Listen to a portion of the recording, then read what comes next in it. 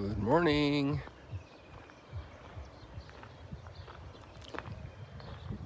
We'd love to have the pilgrims back.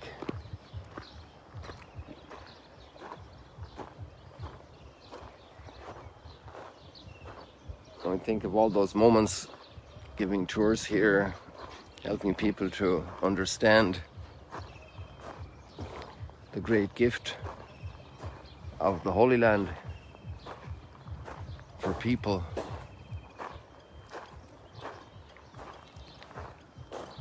And I want to do one little piece that I always do here among the olive trees for the pilgrims with you this morning. So this piece happens when there's a little time, because it's extra time. That means I know the group is not in a rush. The guide doesn't have to make it to another site immediately before it closes. And we can have a few extra reflections about stuff. It usually happens up here at the end of the Benefactors Avenue. And I just see, we probably won't have a sunrise this morning, so you can be the sunrise in your family, but we do have the moon not yet set right there over Mount Arbel. The waning full moon of the Passover. Also for the Orthodox Christians here in the Holy Land, it's Palm Sunday today. We don't need to go into all that cycle of explanations, but the Easter of the Passover of the Jewish people was last Monday evening, as we commented already, and their Passover celebrations will finish then by tomorrow. So I usually explain up here something very special, and I start with a question. So are you ready for a question? The question was, or is, have you ever thought about Jesus' IQ?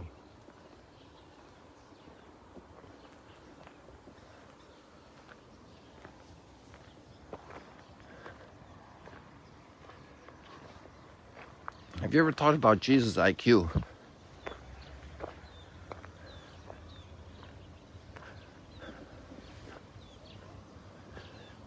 I love doing this explanation up here at the next set of olive trees after these ones here, because a year ago, well, about 15 months ago, by oversight, this olive tree here was not pruned, whereas this one was heavily pruned like all the others. And I would ask them to see the difference. Well, you can still see it basically. Here you have an unpruned tree, and this one was very pruned. And if you want to see where the branches were cut, here and here, not all in the same year, right? At different times, different ones were cut, small ones and bigger ones. And they create a lot of space inside so the light can come in, because they need light in the center.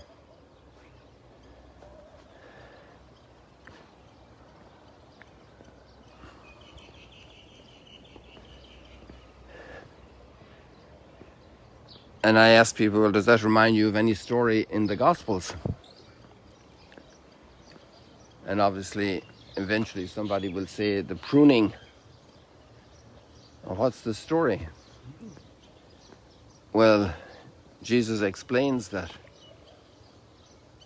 He is the vine and we are the branches.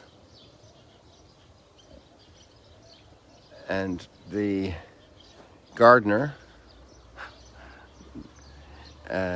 comes and prunes some branches. He cuts off all the dead ones. They're the first to go. That leaves things a little clearer. And then he prunes the good ones. It's interesting that it's the good ones that get pruned.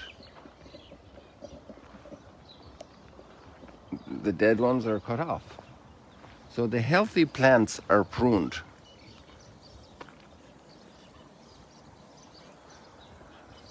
You can see all the pruning that happened here over the years.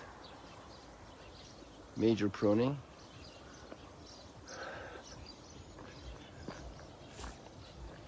And what's Jesus doing with this image? Well, so that the tree bears greater fruit.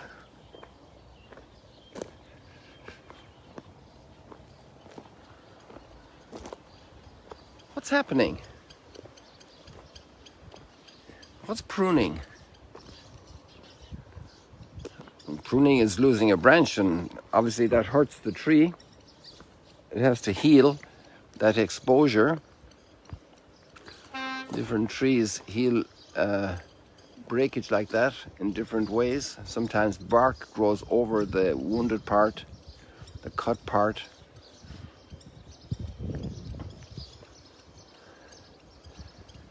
Because it has to obviously be sealed against water getting in there, and I'm not sure all the biology involved.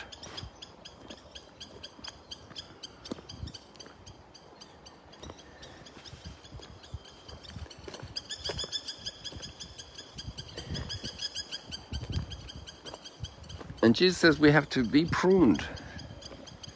When are we pruned? When is something cut off that hurts? Probably one of the biggest prunings is bereavement. Because there's that relationship there.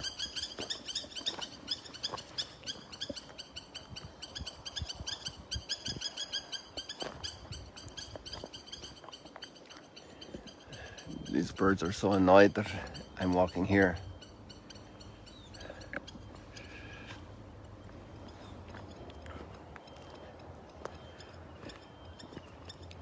Or what about a cancelled flight?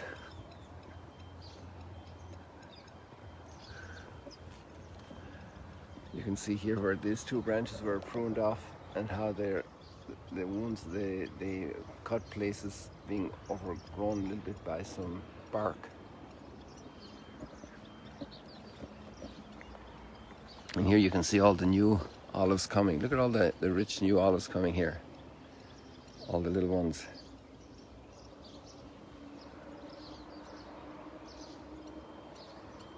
What other kind of pruning could happen in your life? Well, illness, and your plans are changed, your dreams are changed. Maybe even you have to interrupt work for a while. It's going to be expensive maybe to get treatment. It's going to be difficult. Pruning. Every setback in a way is a pruning of our own desires and plans. So have you ever thought about setbacks as pruning for bearing more fruit? Because we have a very materialistic idea probably of our lives. And we want a lot of good things. We want to solve all the physical problems we have. We pray. Kids pray for a good exam. And that's all good. It's good to pray for a good exam.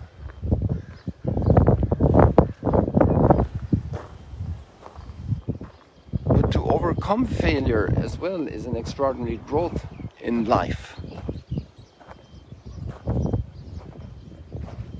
To continue being kind in the family even when we're very sick. Being patient. How can we become patient? Well, when there's some problem people around or problem situations. And so the difficulty of the person that's around or the situation I have to endure makes it more difficult for me to be good. Because I'm under stress, I'm under burden. Let's say I've got a headache and I need to teach a class to the children. Or there's some relatives coming and I'm not feeling well. I don't have to be fake about everything is okay, but the way I carry the burden, that's patience. And so with the presence of the burden, I'm being pruned to bear more fruit. Here we see a tree that doesn't look very beautiful. It's all leafless, the new leaves are coming. But then we see all the fruit. Actually, these pods are opening here. You see a pod that's open up here. I'll put up the camera close, up to the top. Maybe we can get some that's open that's lower down. Yeah, there we are. And you can see the little seeds inside. This is laden with fruit, this tree.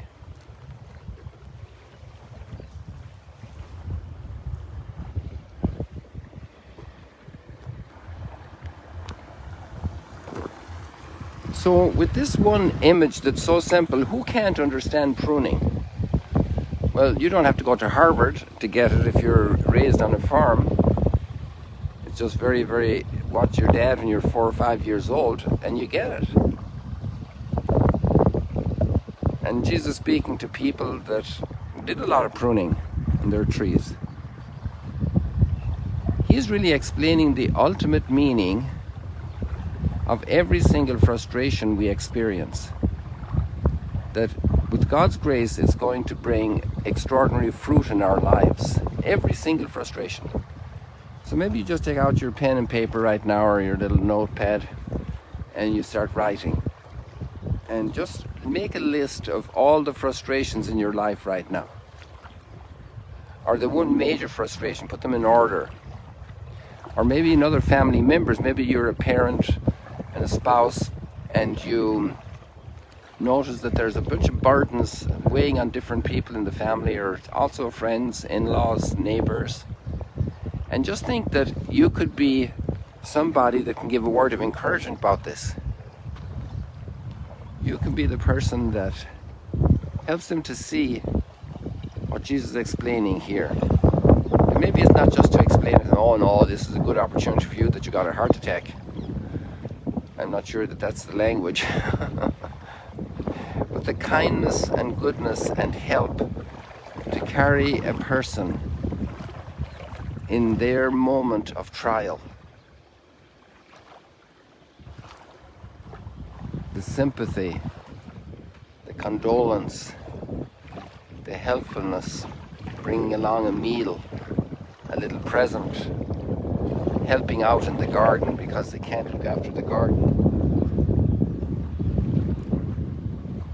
Small little things, phone call, I'm there, can I bring you something? I'm going to the supermarket now, is there something you need?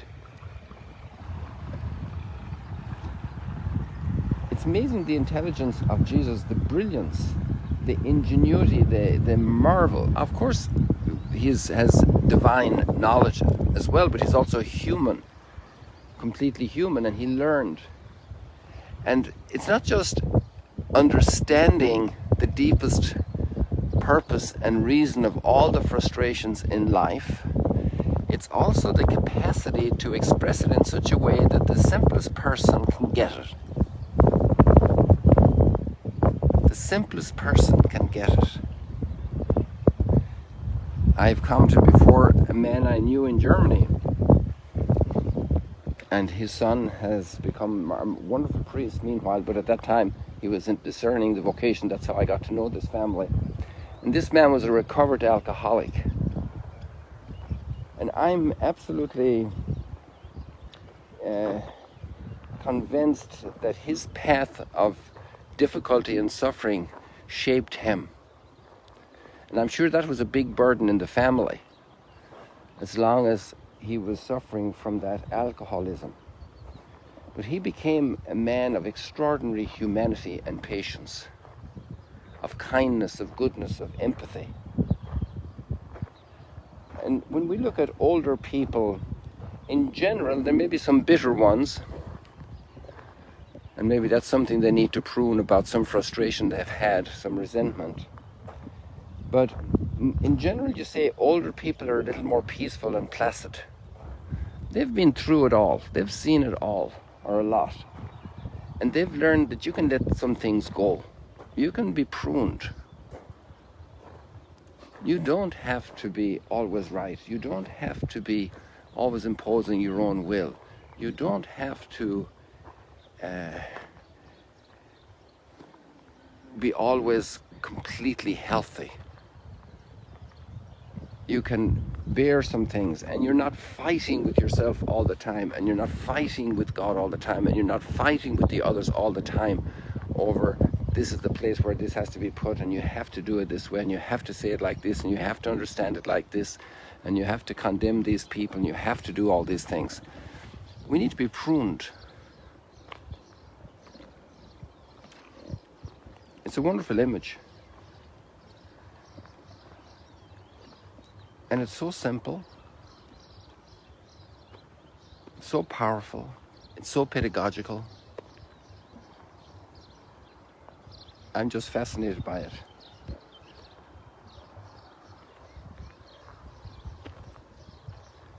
And the backdrop of all of this then is a much more powerful reality that's in the scriptures, and we've probably gone over time already, so we'll let it go.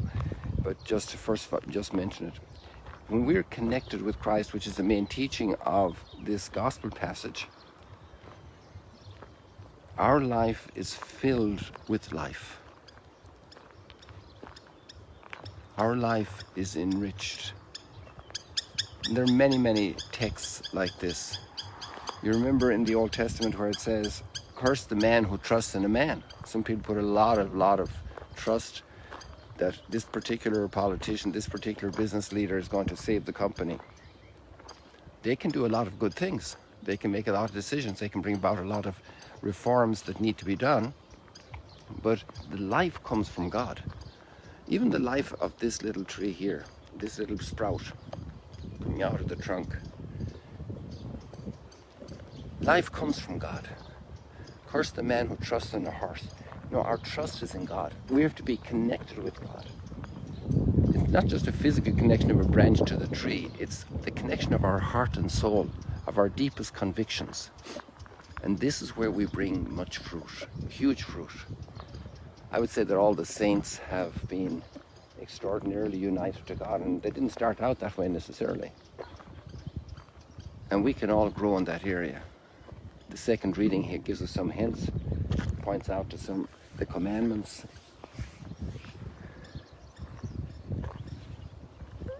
If you love me, you will keep my commandments. If you want to be connected with me, united to me, keep my commandments. If you want to be united to me in prayer, you reconcile with your brother and sister, with your family members, with your children.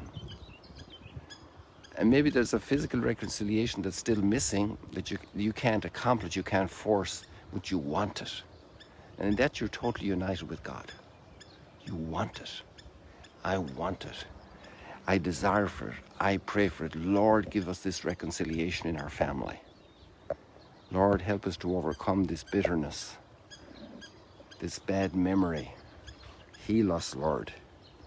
And so you're united, even though you don't have it, you're united with God in desire, in prayer, and in actions and words you speak. And the Lord will bring tons of fruit to the person who's living like that. That person becomes a saint through the difficulties of the family relationships. Because that's all part of the pruning. Lots more to say about these things. People, God bless you. Just try it. Let go of some things you're really annoyed over. Let it go. Let God. That's a great expression. Let go, let God. Seek Him, be united to Him. God bless you.